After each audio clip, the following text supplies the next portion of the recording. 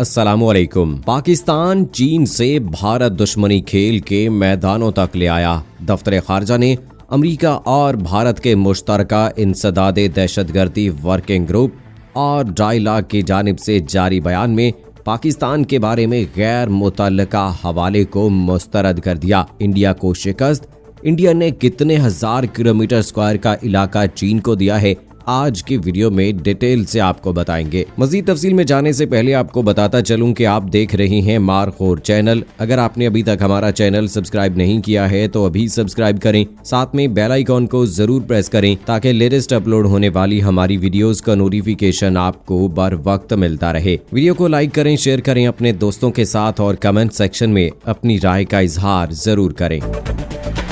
दोस्तों, America Bharat counter terrorism working group के मुश्तरका इलामिये पर पाकिस्तान ने रद्द-ए-अमल देते हुए कहा है कि पाकिस्तान ने अपने शदीद तहफ़्फ़ुज़ात से अमेरिका को आगाह कर दिया है। शराकतदार ममालिक जनूबी एशिया के अमनो सलामती से मुताल्लिक मामलात को मारूजी तौर पर देखें। आलमी बरादरी जानती है कि पाकिस्तान सरहद पार से भारतीय दहशतगर्दी से शदीद मुतासिर हुआ है। आलमी बरादरी दहशतगर्दी के खिलाफ जंग में पाकिस्तान की कुर्बानियों और कोशिशों को तस्लीम करती है। दोनों ममालिक के मुश्तरका एलामिये में पाकिस्तान को अपनी सरजमीन को दहशतगर्दी के लिए इस्तेमाल होने से रोकने की यकीन दहानी कराने के लिए इक़दामात करने की फौरी जरूरत की निशानदही की गई थी। दफ्तर खारजा के तर्जुमान जाहिद हफीज चौधरी के एक बयान में कहा गया कि मुश्तरका बयान में पाकिस्तान के नाकाबिले कबूल हवाले पर हमारे संगीन खदशात और उसे मुस्तरद करने के बारे में अमेरिका को आगाह कर दिया गया है। उनका कहना था कि ये जरूरी है कि शराकतदार ममालिक जनूबी एशिया में अमन सलामती के अमूर पर एक माकूल नजर रखें और ऐसे बयानात की तौसी करने से बाज रहें जो कि यकतरफा और जमीनी हकायक से कताए नजर हैं। 10 सितंबर को जारी मुश्तरका बयान में दोनों ममालिक ने दहशतगर्दों के प्रॉक्सीज के इस्तेमाल की मजम्मत की थी और सरहद पार से होने वाली दहशतगर्दी की हर शक्ल में शदीद मजम्मत की थी। बयान में कहा गया था कि दोनों अफ्रीकैन ने पाकिस्तान को फौरी, पायदार और नाकाबिले वापसी कार्रवाई करने की फौरी जरूरत पर जोर दिया ताकि इस बात को यकीनी बनाया जाए कि इसके ज़ेरे इक़्तिदार कोई भी इलाका दहशतगर्दी के हमलों के लिए इस्तेमाल ना हो और 26/11 के मुंबई वाक़े और पठानकोट वाक़े समेत ऐसे हमलों के मुल्ज़मान को जल्द अज जल्द इंसाफ के कटहरे में लाया जाए। प्रेस रिलीज के जवाब में जारी बयान में तर्जुमान दफ्तर खारजा ने कहा कि आलमी बरादरी बखूबी वाकिफ है कि पाकिस्तान सरहद पार से होने वाली दहशतगर्दी से सबसे ज्यादा मुतासरा ममालिक में शामिल है, जिसकी भारत सरपरस्ती और हिमायत करता है। दोस्तों, उधर भारत ने दुश्मनी में एक और कदम उठाया है। इंडियन प्रीमियर लीग पाकिस्तान और चीन में टेलीकास्ट नहीं होगी। इत्तलात के मुताबिक आईपीएल के आगाज में अब एक हफ्ते से भी कम का वक्त रह गया है। कोविड-19 की वजह से लीग मुत्तहिदा अरब अमारात में होगी। मैचेस खाली स्टेडियम्स में खेले जाएंगे। आईपीएल का ये 13वां एडिशन पाकिस्तान और चीन में टेलीकास्ट नहीं हो सकेगा और न ही इसकी स्ट्रीमिंग मुमकिन होगी। आईपीएल मुंतजमीन के मुताबिक सियासी और बॉर्डर कशीदगी के सबब इस साल आईपीएल पाकिस्तान और चीन में टेलीकास्ट नहीं होगी। आईपीएल 120 से जायद ममालिक में बराह रास्त टेलीकास्ट होगी। जराये के मुताबिक अभी तक ये वाज़ेह नहीं हो सका कि पाकिस्तान और चीन खुद से टेलीकास्ट नहीं कर रहे और या फिर इन ममालिक को सहूलत नहीं दी जाएगी। ताहम एक तीसरे मुल्क में मुनक्किद होने के बाद भी अगर पाकिस्तान और चीन टेलीकास्ट नहीं करें तो यकीनन इसकी बड़ी वजह खित्ते में कशीदा सूरत हाल है। भारतीय क्रिकेट बोर्ड के ज़ेर इंतजाम इंडियन प्रीमियर लीग का 13वां एडिशन मुत्तहिदा अरब अमारात में 19 सितंबर से शुरू होगा। इंडियन प्रीमियर लीग के फाइनल समेत तमाम मैचेस यूएई के 3 मकामात दुबई, शारजा और अबू ज़ाहबी में खेले जाएंगे। लीग का फाइनल मैच 10 नवंबर को खेला जाएगा और लीग में फाइनल समेत 53 मैचेस खेले जाएंगे। ये टूर्नामेंट इंतजामिया के मुताबिक इवेंट रवां साल 29 मार्च से भारत में शेड्यूल था, लेकिन आलमी वबा कोरोना वायरस की वजह से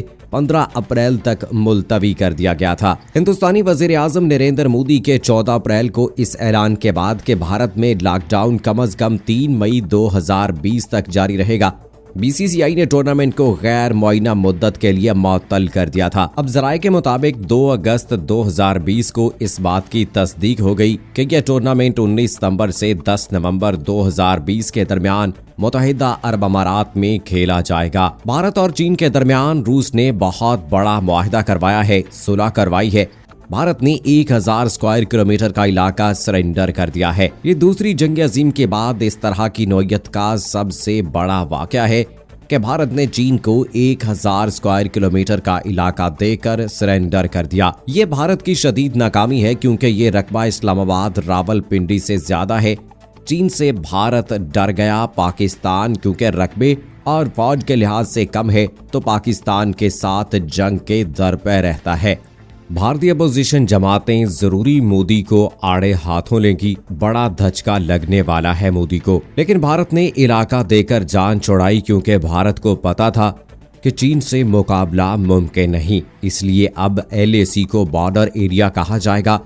चीन किसी सूरत समझौता करने को तैयार नहीं है क्योंकि चीन की ताकत वन नेशन है। अब भारत का इमेज बिल्कुल तबाह हो चुका है, लेकिन भारत ने चीन के आगे सरेंडर करके अकलमंदी की है क्योंकि दूसरा ऑप्शन जंग थी और जंग की सूरत में बहुत तबाही थी। चीन के लिए भी जंग से मसाइल थे, चीन भी जंग नहीं चाहता था, लेकिन भारत ये इलाका जंग के बगैर नहीं देने वाला था। लेकिन अब भी और लड़ाइयों के खदशात हो सकते हैं। इस जंग का बिलावास्ता नुकसान पाकिस्तान को भी होता तो ये अच्छी खबर है कि जंग नहीं हुई। ये पाकिस्तान के लिए भी अच्छा हुआ है। आपको बताते चलें कि इसराइल के शाम में 200 के करीब फिजाई हमले हो चुके हैं।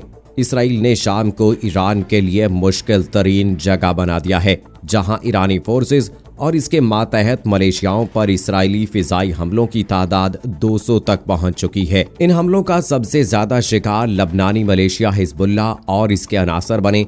ये बात इसराइली इंटेलिजेंस की एक नई रिपोर्ट में बताई गई है। अमरीकी चैनल फॉक्स न्यूज ने इसराइली इंटेलिजेंस की मज़कूरा रिपोर्ट के हवाले से बताया है कि इसराइल ने जुमे के रोज शुमाली शाम में फिजाई हमलों के दौरान मिसाइल तैयार करने वाली एक तंसीब को भी तबाह कर दिया। इस सिलसिले में एक कंपनी की जानिब से जारी सैटेलाइट तस्वीर में हलब शहर के बाहर मिसाइलों की एक कम्प्लेक्स पर इसराइली फिजाई हमलों के आसार देखे जा सकते हैं। रिपोर्ट में मजीद बताया गया कि मिसाइलों की ये तंसीब गालबन तबाह हो चुकी है और अस्करी आलात और साजो सामान को नुकसान पहुंचा है। फिजाई हमले के 2 रोज बाद 13 सितंबर को पेश किए जाने वाले जायजे के मुताबिक इस हमले का मकसद शाम में हिजबुल्लाह मलेशिया के लिए मिसाइलों की तैयारी को कमजोर करना था। जिम्मेदारान के मुताबिक इसराइल ने गुज़श्ता 3 वर्षों के दौरान शाम में सरगर्म ईरानी फोर्सेस और इसके एजेंट मलेशियाओं के खिलाफ 200 से ज्यादा फिजाई हमले किए हैं। इसराइली अखबार टाइम्स ऑफ इसराइल ने सबसे पहले फिजाई हमलों से मुतालिक इस नए दावे के बारे में आगाह किया। साल 2018 में अमरीकी और मगरबी इंटेलिजेंस जराये का ख्याल था